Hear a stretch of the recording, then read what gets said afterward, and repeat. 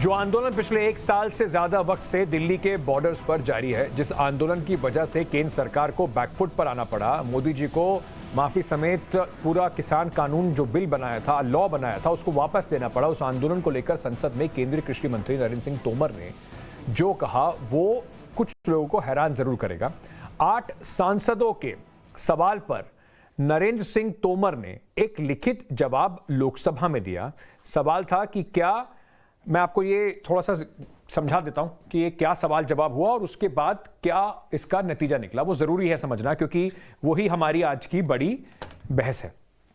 ये 8 सांसद हैं जिन्होंने सवाल रखा था। इसमें टीएमसी के सांसद भी हैं और बाकी पार्टियों के सांसद भी हैं कि क्या किसान एनसीआर और उसके आसपास के में जो आंदोलन चल रहा है उसमें कितने किसानों की मौत हुई है। इसका जवाब कृषि मंत्री जी ने क्या दिया? कृषि और किसान कल्याण मंत्रालय के पास कोई आंकड़ा नहीं है, इसलिए कोई सवाल उठता ही नहीं। क्या आंदोलन के दौरान मृतक किसानों के परिवारों को आर्थिक सहायता दी गई? अगर दी गई तो क्या सहायता दी गई, और नहीं दी गई तो उसके क्या कारण है? सरकार ने फिर कहा कृषि और किसान कल्याण मंत्रालय के पास कोई आंकड़ा नहीं है, इसलिए कॉम्पनसेशन का कोई सवाल ही नहीं उठता।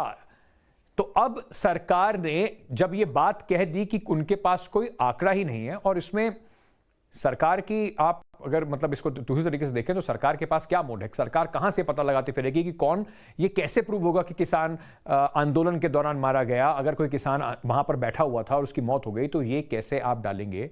इस पर लेकर एक बड़ा सवाल उठा हुआ है, और इसी की वजह से अब पूरा जो किसान आंदोलन को समेटने का जो एक मसला चल रहा था वो कहीं फंसता हुआ दिखाई पड़ रहा है।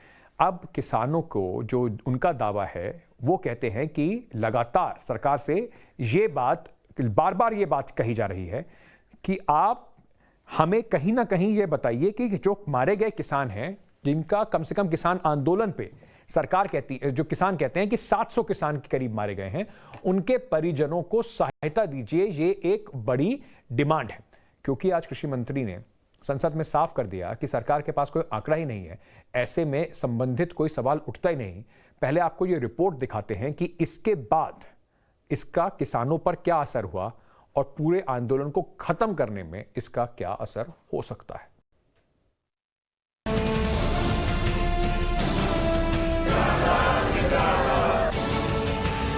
बिल्कुल, जिनको को शर्म नहीं आती भी किसानों की शहीदी के मजाक उड़ाया जा रहा है। पिछले एक साल में 700 से भी ज्यादा किसानों की शहादत हो गई। किसान भले रट रहे हों, आंदोलन जारी रहेगा। 13 महीनों में 700 साथी बिछड़ गए, मौत ने ली लिया। उनका हिसाब कब होगा? परिवार को मुआवजा कब मिलेगा?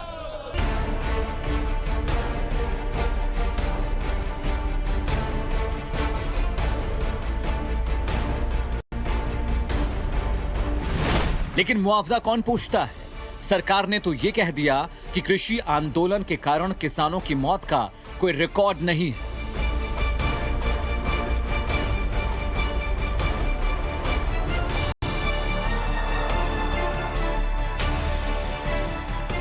संसद में 8 सांसदों ने सरकार से सवाल पूछा। एनसीआर और आसपास के आंदोलन के दौरान कितने किसानों की मौत हुई? क्या आंदोलन के दौरान मृतक किसानों के परिवार को आर्थिक सहायता दी गई? अगर हां तो उसका ब्यौरा दें, अगर ना तो बताएं क्यों नहीं दिया गया। अब बारी सरकार की थी, लेकिन जो जवाब आया वो हैरान करने वाला था। कृषि मंत्री नरेंद्र सिंह तोमर ने संसद के पटल पर जो लिखित बयान रखा, उसमें कहा गया कृषि और किसान कल्याण मंत्रालय के पास कोई आंकड़ा नहीं है, इसलिए सवाल ही नहीं उठता। केंद्र सरकार के पास किसान आंदोलन के दौरान मौत का कोई आंकड़ा ही नहीं है, क्योंकि तेलंगाना और पंजाब सरकार ने आंदोलन के दौरान मृतक किसानों को मुआवजा देने का ऐलान किया है। अब सवाल उठता है कि कोई मौत नहीं हुई तो मुआवजा कैसा? लेकिन राज्य सरकार के रिकॉर्ड में किसानों की मौत दर्ज है और केंद्र को इसकी जानकारी नहीं।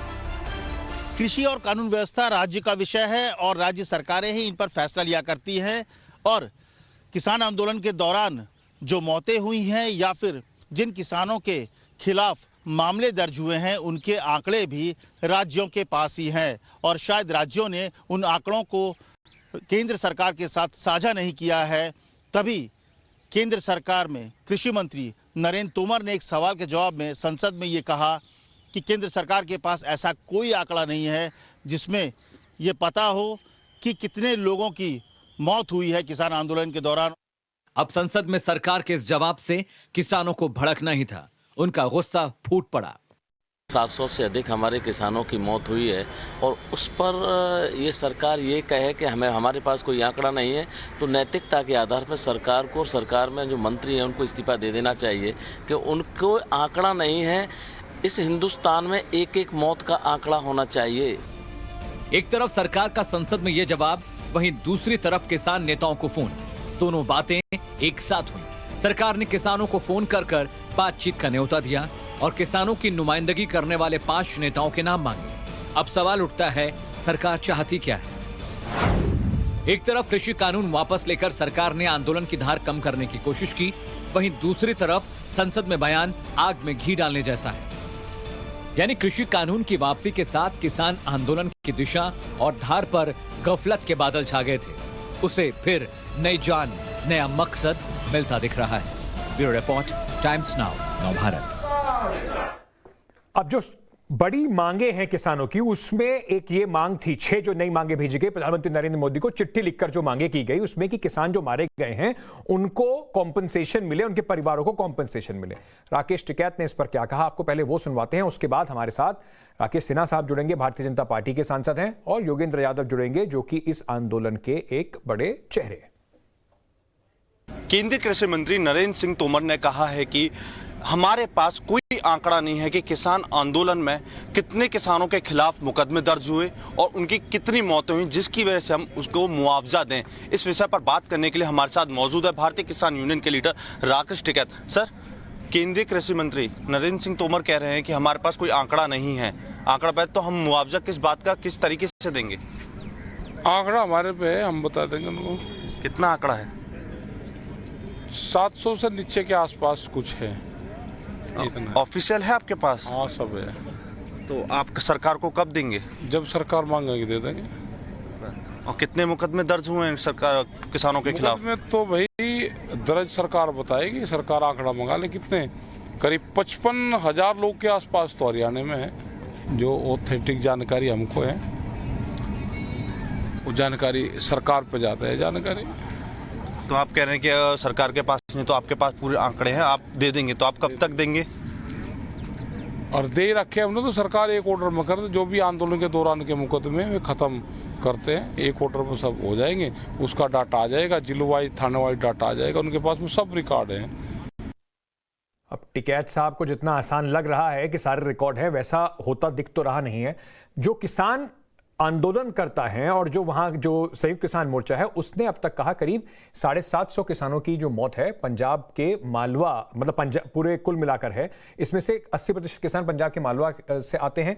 वो 3 एकड़ कम जमीन वाले काश्तकार हैं, इस वजह से उनके लिए कॉम्पनसेशन मांगा जा रहा है। पंजाब की सरकार ने इसके ऊपर एक पूरा मुआवजे का ऐलान भी किया है।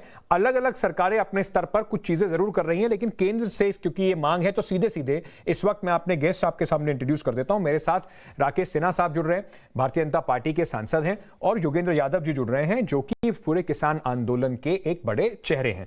मैं सबसे पहले राकेश सिन्हा जी आपसे पूछना चाहता हूं, जो 6 मांगे किसानों ने रखी थी उसमें एक बड़ी मांग थी कि किसानों को जो मारे गए हैं उनको मुआवजा दिया जाए। सरकार ने आज कहा कोई आंकड़ा नहीं है, तो क्या इस पे पेच फंस जाएगा?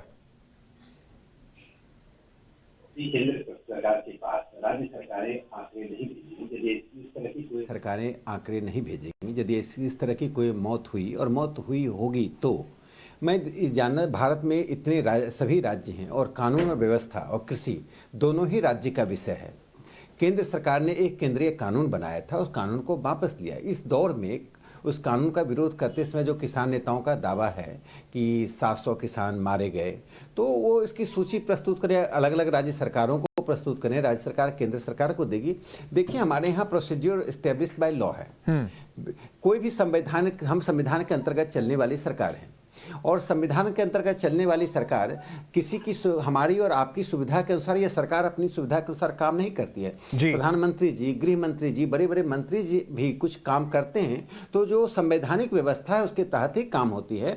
जो लोग भी प्रगतिशील लोग हैं, जो किसान के पक्षधर लोग हैं, इस बात को जानते हैं कि यदि मुआवजे की मांग है, किसानों की मृत्यु का सवाल है, इन सब को एक तरीके से राज्य सरकारों के मार्फत से यदि केंद्र के पास भेजा जाएगा, राज्य सरकार रिकमेंड करती है, बताती है कि मौत कब हुई, कैसे हुई, किस प्रकार हुई।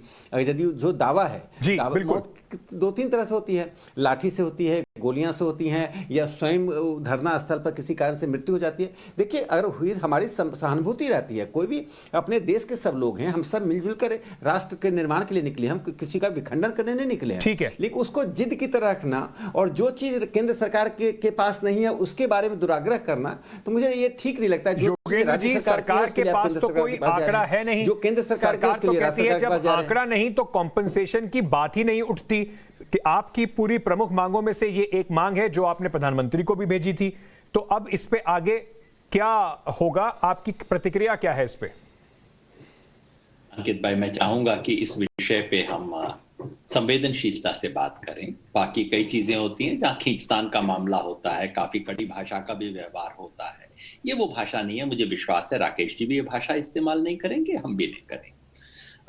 सरकार ने कहा है कि उसके पास आंकड़ा नहीं है, कोई बात नहीं, हम दे देते हैं।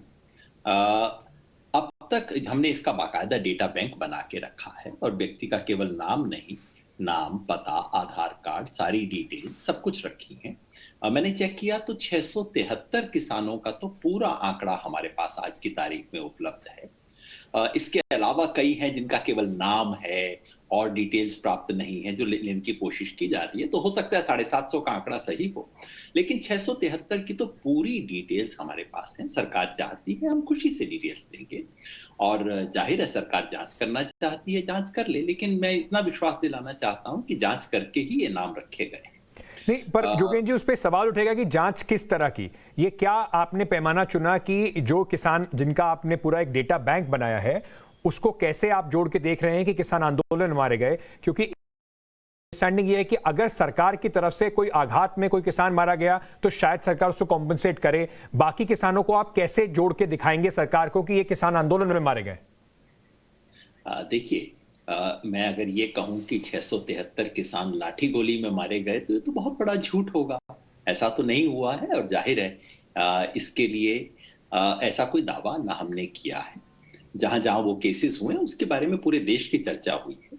बाकी जो केसेस हैं वो अलग अलग तरह के केसेस हैं। जैसे मैंने कहा है, बहुत संवेदनशील मामला है और किसी भी सरकार की जेब के लिए कोई बहुत बड़ा मामला नहीं है। अगर तेलंगाना सरकार 750 लोगों के लिए 3-3 लाख का कॉम्पेंसेशन अनाउंस कर सकती है, अगर पंजाब कर सकती है, तो मुझे विश्वास है इस देश की केंद्र सरकार कम से कम तेलंगाना और पंजाब सरकार से तो ज्यादा सामर्थ्यवान है।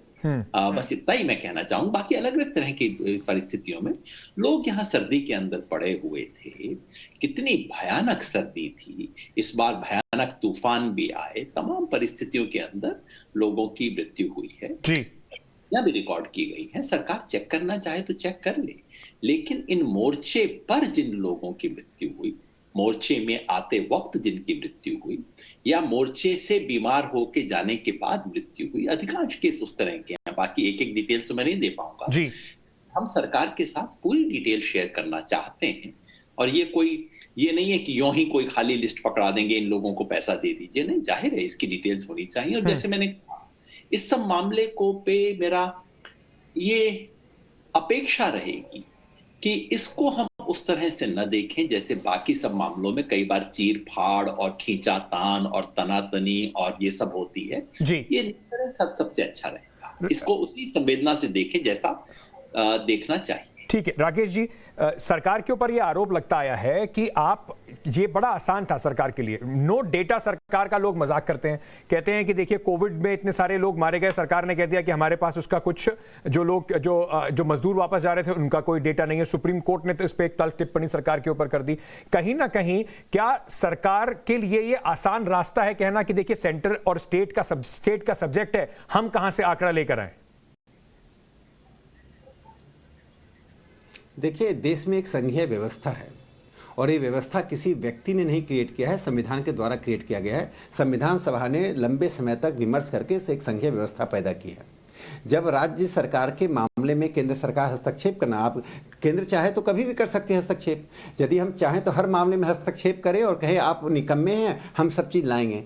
जो चीज़ें सामान्य प्रक्रिया की चीज़ें होती हैं वो राज्य सरकारों पर निर्भर करती है। देखिए, जहाँ तक सवाल है किसानों की मृत्यु का, तो सबकी सहानुभूति है, चाहे मृत्यु किसी भी प्रकार से किसी भी व्यक्ति की कहीं भी हो, वो संवेदना की चीज होती है। व्यक्ति जब पृथ्वी छोड़कर जाता है, चाहे जिस कारण से, हम उसको सैल्यूट करते हैं, उसके प्रति सहानुभूति रखते हैं। प्रधानमंत्री नरेंद्र मोदी जी ने किसानों के प्रति जो लगातार एक प्रोग्रेसिव अनफोल्डमेंट की नीति अपनाई है, जोगेंद्र जी इस बात को स्वीकार करेंगे। हमसे मतांतर के मतलब, मैं जानता हूं जोगेंद्र जी एक स्कॉलर हैं, एक्टिविस्ट हैं, लोकतांत्रिक व्यक्ति हैं, इस बात को स्वीकार करेंगे किसानों के मामले में यदि एक शब्द का प्रयोग हो सकता है, प्रोग्रेसिव अनफोल्डमेंट। निरंतर आंदोलन तो अब शुरू हुआ ना, कि ये तो 3 कानून अभी बने, उसका विरोध अभी हुआ, हाल की घटनाएं हैं जी। 14 से लेकर लगातार किसानों को जितनी राज्य की क्षमता है उससे अधिक बढ़ कर काम करते रहे। ठीक है। तो मेरा एक ही चीज यहाँ कहना है कि सिंगूर बॉर्डर पर एक लखबीर सिंह जी की मृत्यु हुई थी, एक दलित एक्टिविस्ट की। हाँ। जोगेंद्र जी उनको 700 की सूची में रखे हैं कि नहीं, यह भी बता दे देश को कि लखबीर सिंह जी, जिनकी विवादास्पद मृत्यु, देखिए जब मृत्यु होती है उसके कई पक्ष होते हैं, बिल्कुल होते हैं, इसमें एक जांच पड़ताल के बाद राज्य सरकारें उससे भेजती हैं। मैं उन पक्ष को देखते हुए फिर योगेंद्र जी से जवाब ले लेते हैं। सर योगेंद्र जी, उनका भी नाम रखा है कि आपसे पूछ रहे हैं, और दूसरा मैं आपके साथ इसमें एक छोटी सी चीज जोड़ कर पूछना चाहता था। अगर सरकार कहती है कि जो राज्य सरकारें हैं वो अपने स्तर पर अगर कॉम्पनसेशन देना चाहें तो वो दे दें, केंद्र सरकार के पास ऐसी कोई नीति नहीं है, तो भी क्या पेच फंसा रहेगा?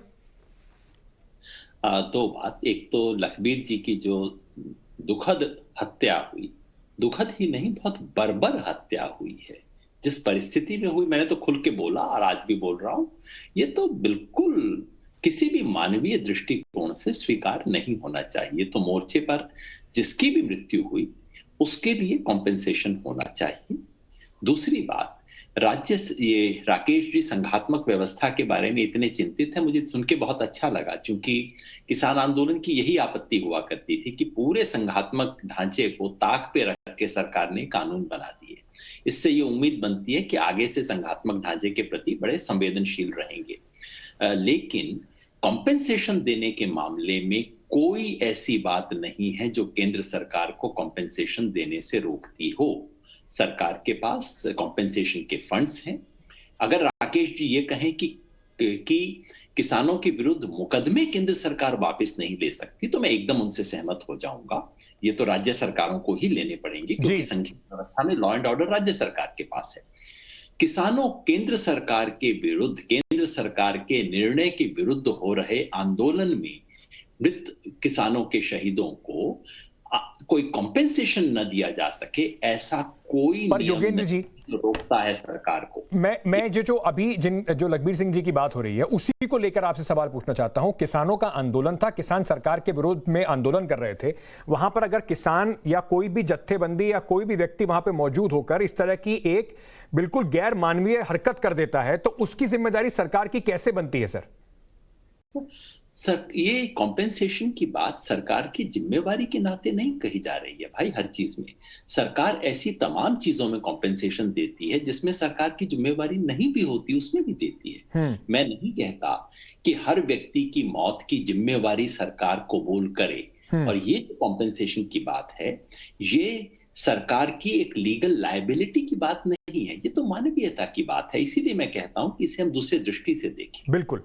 तो राकेश जी, मोरालिटी की बात है, इतने सारे किसान जिनके लिए आप भी कह रहे हैं कि प्रधानमंत्री इतने तत्पर होकर, और भारतीय जनता पार्टी बार बार कहती है कि बड़ा दिल रखकर प्रधानमंत्री ने माफी समेत ये वापस लिया, तो इसमें एक मोरालिटी का क्वेश्चन लगाया जा रहा है कि जिस आंदोलन को, जिसको अब प्रधानमंत्री और सरकार ने वापस ले लिया, 1 साल तक जो लोग आंदोलनकारी थे उनके लिए सरकार को कुछ करना चाहिए, जो लोग इस बीच में नहीं रहे। अब डेटा की जो बात है उस पे कहीं ना कहीं इसीलिए सवाल उठता है कि क्या ये सिर्फ बचने की सरकार की नीयत है, इसमें से बच के निकलने की? देखिए, केंद्र सरकार शून्यता में, रिक्तता में कोई काम नहीं कर सकती है। हर चीज की एक व्यवस्था है। कंट्रोलर एंड ऑडिटर जनरल होते हैं, हर चीज की व्यवस्था होती है। एक काम आज देखिए, राजतंत्र नहीं है, ये लोकतंत्र है। और मैंने कहा, एक शब्द का प्रयोग किया जो संवैधानिक प्रोसीजर एस्टेब्लिश्ड बाय लॉ, उससे इतर होकर किसी भी पद पर बैठा हुआ कोई व्यक्ति काम नहीं कर सकता है। हमारा तो इतना ही आग्रह है कि राज्य सरकारें यदि आंकड़े भेजेंगी कि किसान आंदोलन में इस तरह से इनकी मृत्यु हुई, तो केंद्र सरकार के पास आंकड़े आएंगे। फिर केंद्र सरकार, जो जोगेंद्र जी कह रहे हैं कि संवेदनशीलता का, नैतिकता का मामला, मैं कहां इंकार कर रहा हूं, या केंद्र सरकार के कृषि मंत्री जी ने या केंद्र सरकार के किसी मंत्री ने या प्रधानमंत्री जी ने इंकार किया। सवाल उठता है कि जो चीज केंद्र के पास नहीं है वह चीज आप मांग रहे हैं, वहां आप सर पटक रहे हैं जहां सर कहीं और पटकना चाहिए। जैसे मैंने लखवीर सिंह जी का सवाल उठाया, जो मैं तो बल्कि मृत्यु का, बर्बर हत्या का शब्द का प्रयोग अच्छा किया, उन्होंने बता दिया, मैंने उस शब्द का प्रयोग नहीं किया। उस लखवीर सिंह जी को क्या कंपनसेशन पंजाब सरकार ने दिया है? जोगेंद्र जी चूंकि सभी मामलों को बड़ी बारीकी से देख रहे हैं, तो मैं जानना चाहूंगा कि लखवीर सिंह जी के परिवार को कंपनसेशन मिला? उनके जो अपराधियों को गिरफ्तार किए गए, कई तरह की ऐसी घटनाएं घटी। ठीक है, सभी घटनाओं को सब धान 22 पसेरी नहीं करना चाहिए। सभी तरह की घटनाओं को किसानों का शहीद बताकर आप ऐसे बर्बर लोगों को, या जैसे कल मैंने बताया था, कल जोगेंद्र जी के साथ ही मैंने कहा था कि केस वापसी का सवाल था, जिन लोगों ने लाल किले पर जाकर भारत की संप्रभुता को चुनौती दी, जिन्होंने 47 में प्राप्त आजादी को पर सवाल खड़ा कर दिया, क्या उसके भी केस वापस दें? यदि हम राजनीति करते रहेंगे तो हमें स्पष्टता का भाव होगा। ठीक है, हम योगेंद्र जी से जवाब ले लेता हूं, इसी तरह से कर सकते हैं। योगेंद्र जी से जवाब ले लेता हूं। योगेंद्र जी, क्या जो किसानों का जो ये पूरा मुद्दा है, क्या इसको राज्य सरकारों के सामने उठाना ज्यादा बेहतर रहेगा? केंद्र सरकार के पास क्योंकि ये ऑप्शन है, वो कह सकते हैं कि जैसे आपने कहा मुकदमे वापस तो उनको लेने पड़ेंगे, वैसे ही केंद्र सरकार ये भी कह सकती है कि जहां जहां के किसान हैं वहां की राज्य सरकार दे दे कॉम्पनसेशन, आप हमसे क्यों मांग रहे हैं? मैंने सोचा था कि मैं कड़वे शब्दों का इस्तेमाल न करूंगा इस मुद्दे को देखते हुए। देखिए, अगर केंद्र सरकार ये कहना चाहती है जहां जो कुछ हुआ उसकी राज्य सरकार देख ले, फिर केंद्र सरकार किस काम के लिए इस देश में? क्या इस देश में केवल राज्यों के नागरिक हैं, या कि केंद्र सरकार की भी जिम्मेवारी बनती है? जब इस देश में बाढ़ आती है, तूफान आता है, तब केंद्र सरकार कुछ नहीं करती है क्या? और मैं तो कहता हूं, संवेदनशीलता की बात हुई, आज तक प्रधानमंत्री जी ने 2 शब्द नहीं बोले हैं इन किसानों के, शहीद किसानों के बारे में। एक बार नहीं बोला है। इतनी ठंड में, इतनी परेशानी में आप बैठे हैं, मुझे देख के पीड़ा होती है। इस देश की संसद में 2 मिनट का मौन नहीं रखा गया इन किसानों के बारे में। कह दे सरकार, कह दे हमारे पास पैसा नहीं है। मैं तो चाहता हूं सरकार बोल दे कि हाँ, इन 670 को, इन 700 को हम शहीद नहीं मानते, हमारी जेब में 1 पैसा नहीं है। बोल दे सरकार, बस काफी होगा। राकेश जी, अंत में आपसे पूछना चाहूंगा सर, संवेदनशीलता की बात होती है, अब जो योगेंद्र जी ने सवाल उठाया कि प्रधानमंत्री ने एक बार भी नहीं कहा कि इतने सारे लोग इतनी मुश्किल में बैठे हुए हैं, इतने सारे लोग मारे गए, तो क्या कहीं ना कहीं संवेदनशीलता की कमी शुरुआत से ही दिखाई पड़ रही है इस पूरे आंदोलन के लिए? क्योंकि अब राजनीतिक मायने हैं, राज्यों के चुनाव हैं, इसलिए सरकार विवश हुई है इस पूरे फैसले पर। योगेंद्र जी, वो बात मत कहिए जिस पे लोग हंसेंगे। प्रधानमंत्री जी की इस किसानों के प्रति संवेदनशीलता की कोई सीमा नहीं है। मैंने एक शब्द का प्रयोग किया, बहुत सोच समझ कर शब्द का प्रयोग किया, प्रोग्रेसिव अनफोल्डमेंट। निरंतर किसानों की स्थिति दुरुस्त हो, मजबूत हो, किसानों का आधार मजबूत हो, किसान करोड़पति बने, किसानों की आय दुगनी हो, किसानों की सॉइल, हर मामले में प्रधानमंत्री जी ने संसद से लेकर संसद के बाहर तक, अरे आंदोलन तो अभी हुआ है, 14 में कौन आंदोलन था, 15 में कौन आंदोलन था? किसान सम्मान योजना क्या आंदोलन के कारण प्रधानमंत्री जी दिया? आप यदि प्रधानमंत्री जी के पद की गरिमा नहीं समझते, उनकी जो एक विश्व दृष्टि है, जो वैश्विक दृष्टि है किसानों के प्रति, यदि राजनीतिक कारणों से विरोध कर सकते हैं और करना भी चाहिए, आप अलग मंच से करें, लेकिन मैं इतना कहना चाहता हूं, किसान विमर्श जो कल मैंने कहा था, इस देश के इतिहास में पहली बार प्रधानमंत्री नरेंद्र मोदी जी ने किसान विमर्श को जन्म दिया, जिसके कारण आज किसान नेताओं की प्रतिष्ठा है। आज हमारे पास 150 किसान नेता दिखाई पड़ते हैं। कल तक तो किसान संगठन एक महाराष्ट्र के किसान नेता के अलावा दुनिया जानती किसे थी? मतलब योगेंद्र जी, आप लोगों का जो संयुक्त किसान मोर्चा है और जो नेता है किसान के, उसका श्रेय भी प्रधानमंत्री नरेंद्र मोदी को दे दिया राकेश जी ने। जवाब लूंगा आपसे, अंतिम जवाब है सर, इसके बाद मुझे क्लोज करना है। राकेश जी भूल गए इस देश में प्रोफेसर नंजुंडा स्वामी नामक व्यक्ति होते थे, शरद जोशी होते थे, महेंद्र सिंह टिकैत होते थे। मोदी जी ने सब कुछ का जन्म दिया। कल को कह देंगे इस देश का जन्म ही मोदी जी के आने के बाद हुआ। कृपया ऐसी बातें ना कहें जैसा आपने कहा जिसपे लोग हंसें। और 2014-15 के अंदर क्या हुआ था आपको याद नहीं? किसानों का जमीन छीनने का कानून बनाने की कोशिश हुई थी जिसको वापस लेना पड़ा। किसान सम्मान निधि क्यों की गई आप मुझसे पूछते हैं। हुजूर, मध्य प्रदेश, राजस्थान, छत्तीसगढ़ में कांग्रेस ने चुनाव जीत लिया था, बीजेपी चुनाव हार गई थी और 2019 का चुनाव हारने की बादल मंडरा रहे थे, तब किया गया था। अंकित राजनीतिक रिपोर्टर हैं, याद होगा आपको क्यों किया गया था। खैर इस सब में हम न जाएं, बहुत बड़ा सवाल है और कम से कम शहीद किसानों के सवाल को थोड़ा सा सर झुका के, थोड़ा अपने गिरेबान में झांकते हुए हम भी और आप भी उस तरह से हैंडल करें, देश के लिए अच्छा होगा। उम्मीद यही है कि कम से कम कहीं ना कहीं अब इतना लंबा समय हो चुका है। एक छोटी बात है, एक छोटी सी राकेश जी बिल्कुल समय खत्म हो गया। अंकित जी 10 सेकंड में एक बात मैं कह दूं, 10 सेकंड में एक बात कह दूं कि मैं सिर्फ इतना कहना चाहता हूं कि किसानों जिन किसानों को आप शहीद कह रहे हैं उसकी सूची लेकर क्या आप केंद्र सरकार के पास गए हैं क्या? सर केंद्र सरकार पहले आपको लगता है तो आपके कृषि मंत्री से मिलिए। मैं योगेंद्र जी को जरूर मौका देता इसका जवाब देने का, लेकिन मैं सिर्फ यही कह के बंद करूंगा कि केंद्र सरकार ने अभी तक जो किसानों ने एक ईमेल भेजा था उसका जवाब नहीं दिया है, तो वो पहले जवाब आ जाए, उसके बाद कम से कम कुछ गुफ्तगू शुरू हो जाए तो कहीं ना कहीं ये बातें भी शायद आगे उठ जाएंगी। आप दोनों का बहुत बहुत शुक्रिया। हमेशा बहुत अच्छा रहता है कि दो लोग जिनको अपने तरफ के जो भी पॉइंट ऑफ व्यूज हैं उसको ठीक तरीके से रख पाएं, जनता को बात उनकी समझ में आए, ऐसे लोगों को जरूर साथ में उनसे बातचीत करने में हमेशा अच्छा लगता है। बहुत बहुत शुक्रिया आप दोनों का हमसे जुड़ने के लिए। लेकिन ये गंभीर मुद्दा है क्योंकि ये आंदोलन बहुत दिनों से चल रहा है और अब अंत में आके क्या छोटी छोटी इन्हीं जो आंकड़े हैं नहीं हैं उन सब पे अगर ये फंस जाएगा तो एक बार फिर जो लोग इंतजार कर रहे हैं, किसान भी शायद अब इंतजार कर रहे होंगे घर वापस जाने की, वो मामला भी कहीं ना कहीं लंबा खिंचता दिखाई पड़ेगा। अब आगे बात करते हैं संसद की, क्योंकि शीतकालीन सत्र का आज तीसरा दिन था और इस दिन में शायद उसी तरीके से हंगामा भी रहा। अब बाकी जो दिनों ने 2 दिन थे उन्होंने तय कर दिया था कि संसद में आने वाले दिन किस तरीके से होंगे। 12 सांसदों के निलंबन को लेकर जो हंगामा है वो संसद में बदस्तूर जारी है। आज भी संसद के परिसर में गांधी जी की मूर्ति जो है उसके सामने विपक्ष के दल के नेताओं ने, सांसदों ने प्रदर्शन किया और दोनों तरफ से निलंबन को लेकर लगातार बयानबाजी हुई। इस बीच थोड़ा सा बिजनेस का काम भी हो पाया। आपको ये रिपोर्ट दिखाते हैं।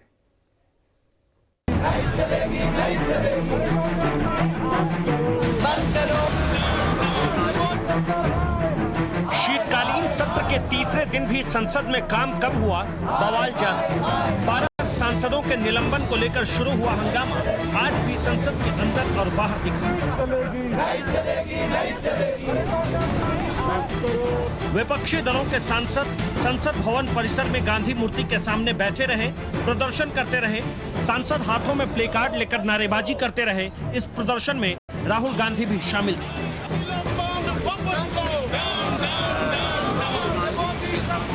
सांसदों के निलंबन पर सरकार चाहती है कि वो सभी सांसद माफी मांग लें, जबकि विपक्ष इस मसले पर किसी भी तरह से तैयार नहीं है। अरे वो तो छोड़िए, माफीनामा नहीं होगा। हम उनसे विनती कर रहे हैं, जो हुआ वो हुआ है, वो भूल जाइए।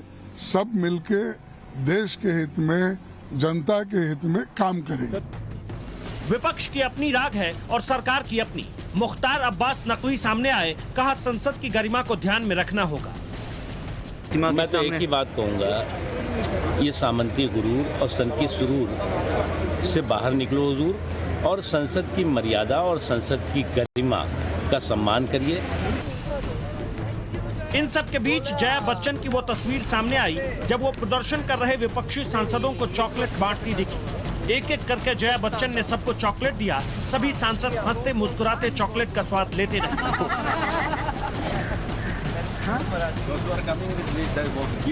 चॉकलेट की मिठास और सरकार से खटास के बीच शीतकालीन सत्र के 3 दिन बीत चुके हैं। पहले दिन कृषि कानून की वापसी और निलंबन को लेकर बवाल हुआ। दूसरे दिन सांसदों के निलंबन को लेकर हंगामा होता रहा और तीसरे दिन भी सरकार और विपक्ष की इस बात पर बनी नहीं। अब आखिर में सवाल यही है कि इस सत्र में जितने भी दिन बचे हैं उन दिनों में सदन के भीतर कोई जरूरी बात होगी या फिर ऐसे ही एक एक करके दिन कट जाएंगे और जरूरी मुद्दे वैसे ही रखे रह जाएंगे। Bureau report, times now Bharat. जैसे कि आपसे वादा किया था, चुनावों से जुड़ी हुई जो भी 5 राज्यों में चुनाव है, सारी खबरें हम इस वक्त आपको टाइम्स नाउ नवभारत पर लोकतंत्र पर दिखाते रहेंगे। और अब चुनाव की थोड़ी सी अगर और बात करूं तो समाजवादी पार्टी के अध्यक्ष अखिलेश यादव आज मिशन मोड में बुंदेलखंड निकले। अपने 3 दिन के जो दौरे में पहले दिन उन्होंने आज बांदा से महोबा के बीच में चुनावी रथ यात्रा की। बांदा में चुनावी दौरे से पहले अखिलेश यादव पूरे आक्रामक तेवर में दिखे। अखिलेश ने बीजेपी के परिवारवाद वाले बयान पर पलटवार किया। आपको सुनवाते हैं अखिलेश यादव का एक्सक्लूसिव इंटरव्यू। आज न पैदावार बढ़ी है, न किसानों की आय दोगुनी हुई है। जिस तरह महंगाई बढ़ी है और डीजल पेट्रोल महंगा हुआ है, आज किसान के ऊपर संकट पैदा हो गया।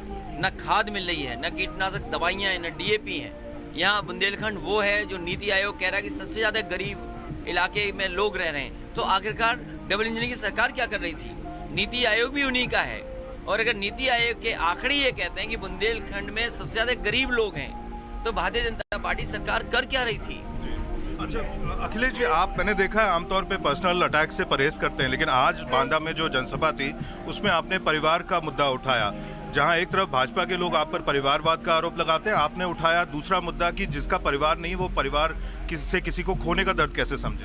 किसकी तरफ इशारा? बांदा में एक गरीब जो ढाबे पे काम करता था, एक दबंग आदमी ने आकर के, बीजेपी का कार्यकर्ता ने आके उसको चीर दिया। क्या आज कल्पना कर सकते हो कि नशे में वो चीर दे आदमी को? इसी तरह अमन त्रिपाठी, जिसकी जो 14 साल की उम्र है, 11 तारीख को अपहरण हुआ, 12 तारीख को या 13 तारीख को उसकी डेड बॉडी मिली है। क्या सरकार कर रही है? किसान आत्महत्या कर रहा है, क्या परिवार की उनकी मदद हो रही? जिस समय लॉकडाउन हुआ, सबसे ज्यादा मजदूर बुंदेलखंड में लौट करके आए, कईयों की जान चली गई। क्या सरकार ने मदद की? अगर कोई मदद कर रहा था उस समय और आज भी, तो वो समाजवादी पार्टी है। इसीलिए मैंने कहा कि परिवार वाले ही दुख दर्द समझ सकते हैं परिवार वालों का। वो क्या दुख दर्द समझेंगे जिनके परिवार नहीं है? किसान की मदद क्यों नहीं की? मजदूर अगर वो मेहनत कर रहा था, परिवार उसका बुंदेलखंड में था, अगर उसकी जान चली गई तो परिवार की देखभाल कौन करेगा? मुझे याद है ललितपुर एक गर्भवती महिला चल करके आई थी नासिक से, उसके बेटी पैदा हुई, सरकार ने कोई मदद नहीं की। उसके बाद वो घर पहुंची, कोई मदद किया? उसकी समाजवादी पार्टी ने 1 लाख रुपए से मदद की। तो इसलिए जो दुखी हैं, जो परेशान हैं, जिनके सामने कोई आसरा नहीं है, कोई मदद कर सकता है तो सरकार मदद कर सकती है। जब सरकार को मदद करनी चाहिए तब सरकार उन्हें अनाज छोड़ रही है। इसलिए इस सवाल मैंने उठाया। जी अच्छा अखिलेश जी, अलायंसेस को लेकर बहुत बात हो रही है, तमाम छोटी पार्टियों के साथ आप कर रहे हैं। आपके सहयोगी राजभर जी, ओवैसी जी का नाम भी लेते हैं ताकि वोट बंटने ना पाए। और मैं ये केवल एक राजनीतिक तौर पर ही प्रश्न नहीं पूछ रहा हूँ, अगर कैलकुलेशंस भी देखे जाएं इलेक्शंस के, तो उसमें भी शायद उनको साथ लें तो आपको फायदा हो। समाजवादी पार्टी का जो गठबंधन होना था दलों से, वो लगभग पूरा हो गया। छोटे और जो क्षेत्रीय दल हैं, एक आध के लिए जरूर गुंजाइश है, लेकिन लगभग गठबंधन पूरा हो गया। बहुत सारे दलों से जिनसे बातचीत हो रही है, बहुत जल्दी बातचीत पूरी होकर के हम अपना गठबंधन पूरा कर लेंगे। AIMIM के साथ नहीं होगा? मैंने पहले भी कहा कि AIMIM से कोई गठबंधन समाजवादी पार्टी का नहीं होने जा रहा। एक सवाल बस लास्ट, आज केशव मौर्य जो डिप्टी CM है कह रहे हैं कि काशी और इसके अयोध्या के बाद वहाँ मंदिरों का निर्माण हो रहा है, अब मथुरा की बारी है। इसको किस रूप में आप देखेंगे? जिनकी जिम्मेदारी ये थी किसानों की आय दोगुनी करने की, जिन्होंने घोषणा पत्र में ये लिखा था कि हम नौजवानों को नौकरी रोजगार देंगे, जो लोग ये काम नहीं कर पाए हैं, डीजल पेट्रोल का दाम इसलिए बढ़ा रहे हैं क्योंकि गरीब की जेब से पैसा लेकर के अमीर की तिजोरी भरनी है। तो इनका जब जवाब नहीं है, तभी जानबूझ करके सवाल उठाए जा रहे हैं। ये सवाल उठा करके भारतीय जनता पार्टी ने तय कर लिया कि उन्होंने हार स्वीकार कर ली है, क्योंकि प्रदेश का किसान, नौजवान और यहाँ का व्यापारी, यहाँ के आम लोग भारतीय जनता पार्टी का सफाया कर देंगे। तो ये आप देख रहे थे अखिलेश यादव को उत्तर प्रदेश चुनाव में पूरे तरीके से अब समय लगे हुए हैं। पंजाब में भी चुनाव है और पंजाब आपको लिए चलता हूं, जहां पर मुकाबला त्रिकोणीय है। कांग्रेस सत्ता बचाने के लिए लड़ाई लड़ रही है, बीजेपी और आम आदमी पार्टी लगातार दांव चल रही है कि उनको कहीं ना कहीं सत्ता वहां की मिल जाए। इस चुनावी माहौल के बीच टाइम्स नाउ नवभारत जो है उसके संवाददाता पुलकित नागर पंजाब में पहुंचे, लोगों से चुनावी माहौल जानने की कोशिश की। चल चल रे मुसाफिर चल रे, इस दुनिया के रंग में चल रे। कौन साधु कौन खिलौना कौन खेलता खेल यहाँ, सब मोह माया जाल है बंदे रंग बिरंगे मेल यहाँ। क्या पाया क्या खोया तूने ना उलझा अपनी जान रे, चल चल रे मुसाफिर चल रे, इस दुनिया के रंग में चल रे। सच ही है, पंजाब में चुनावी रंग सिर चढ़कर बोल रहा है। नेता सियासी दांव पर दांव चल रहे हैं, जनता परख रही है, भांप रही है कौन कितने पानी में है। चल चल रे मुसाफिर चल रे, इस दुनिया के रंग में चल रे। कौन साधु कौन खिलौना कौन खेलता खेल यहाँ, सब मोह माया जाल है बंदे रंग बिरंगे मेल यहाँ। क्या पाया क्या खोया तूने ना उलझा अपनी जान रे, चल चल रे मुसाफिर चल रे, इस दुनिया के रंग में चल रे। युवा क्या सोच रहा है, किसानों ने इस बार क्या मन बनाया, महिलाओं के मन में क्या है, हमारे संवाददाता पुलकित नागर ने लोगों के बीच पहुंचकर नब्ज टटोला। सबसे पहले बात पंजाब के 24% युवाओं की सवाल रोजगार का है। पंजाब में रोजगार भी बड़ा मुद्दा है और यही वजह है कि तमाम राजनीतिक दल ये सवाल पूछ रहे हैं कांग्रेस से कि आपने कितने युवाओं को रोजगार दिया और युवाओं की सोच क्या है, क्या वाकई पंजाब सरकार ने कुछ किया है। जो पॉलिटिकल पार्टियां चुनाव के वक्त रोजगार की घोषणाएं करती हैं वो मिलता है या नहीं, ये जान लेते हैं। पंजाब का यूथ हमारे साथ है, कुछ हो पा रहा है क्या? सरकार जो भी सत्ता में बैठी है, जब वो सत्ता में नहीं होती और चुनावी वादे हो रहे होते हैं तो बहुत बड़े बड़े होते हैं, लेकिन सत्ता पाने के बाद कुछ होता है क्या ग्राउंड पे? मेरे को नहीं लगता अभी कुछ हो रहा है ग्राउंड पे। बीटेक किया मैंने, रोजगार मिल पाया? नहीं, बिल्कुल नहीं मिल पाया सर। कितने साल कोशिश की? सर मैं 17 पास आउट हूँ, 4 साल हो गए सर, अभी तक कोई जॉब की वैकेंसी नहीं निकलती है। टेक्निकल पंजाब में कह लो, टेक्निकल जो जॉब ही नहीं है। नौकरी मिले या अपना कोई स्टार्टअप किया जाए? नौकरी तो मिलनी चाहिए, जो बेसिक नीड है। समझ गए होंगे पंजाब के युवाओं की मन की बात। मोहाली के मशहूर स्टीम टी कैफे पर युवा जुटते हैं तो चर्चा का बड़ा मुद्दा रोजगार ही रहता है। केंद्र सरकार ने स्टार्टअप का नारा दिया, लेकिन ये भी सच ही है, हर किसी के पास व्यापार के लिए पूंजी नहीं होती। पंजाब का मुद्दा रोजगार से जुड़ा हुआ है क्या?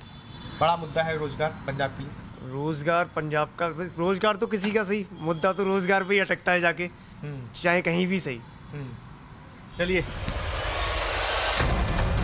2017 के चुनाव में बादल सरकार पंजाब में फैले ड्रग्स की वजह से निशाने पर थी, तो अब 2022 के चुनाव से पहले कांग्रेस की सरकार पर हमले हो रहे हैं। ड्रग्स की बड़ी तादाद का पकड़ा जाना सबूत है, अब भी माफियाओं का खेल बदस्तूर जारी है। पाकिस्तान से ड्रग्स की खेप लगातार भेजी जाती है। हालांकि इन 5 सालों में पंजाब में रिहैब सेंटर की संख्या बढ़ी है, लेकिन चिंता की बात यह कि ड्रग्स सेवन करने वाले युवकों की तादाद कम नहीं हो रही। हमने नशे और ड्रग्स के इस खेल पर पंजाब की महिलाओं से भी बात की। बहुत सारे युवा है जो नशे में घिरे हुए हैं, लेकिन इस बार वो मुद्दा नजर नहीं आता है। तो क्या मानती हैं आप कि नशा भी पंजाब के लिए बड़ा मुद्दा है या वो समय के साथ खत्म हो गया? नशा पंजाब ਲਈ ਮੁੱਦਾ ਪਿਛਲੇ ਇਲੈਕਸ਼ਨ 'ਚ ਬਣਾਇਆ ਗਿਆ ਸੀਗਾ ਕਿ ਨਸ਼ੇ ਦਾ ਖਾਤਮਾ ਕੀਤਾ ਜਾਏਗਾ, ਲੇਕਿਨ ਐਸਾ ਸਾਨੂੰ ਕੋਈ ਕੁਝ ਨਜ਼ਰ ਨਹੀਂ ਆਇਆ। ਤੇ ਜਿੰਨਾ ਜ਼ਿਆਦਾ ਜਿਵੇਂ ਮੀਡੀਆ ਤੇ ਜਾਂ ਜਿਵੇਂ ਉੜਤਾ ਪੰਜਾਬ ਵਰਗੀਆਂ ਫਿਲਮਾਂ ਬਣਾ ਕੇ ਪੰਜਾਬ ਨੂੰ ਜੋ ਅਕਸ ਪੇਸ਼ ਕੀਤਾ ਜਾਂਦਾ ਹੈ, ਇਹ ਹਾਲ ਵੀ ਨਹੀਂ ਹੈ। ਨਸ਼ਾ ਤਾਂ ਹਰ ਜਗ੍ਹਾ ਹੈ, ਅਮਰੀਕਾ ਜਾਓ, ਕੈਨੇਡਾ ਜਾਓ, ਹਰ ਜਗ੍ਹਾ ਨਸ਼ਾ ਹੈਗਾ ਹੈ। ਹਰ ਤਰ੍ਹਾਂ ਦੇ ਲੋਕ ਹੈਗੇ, ਹਰ ਜਗ੍ਹਾ ਹਰ ਤਰ੍ਹਾਂ ਦੇ ਲੋਕ ਹੈਗੇ ਨਸ਼ਾ ਕਰਨ।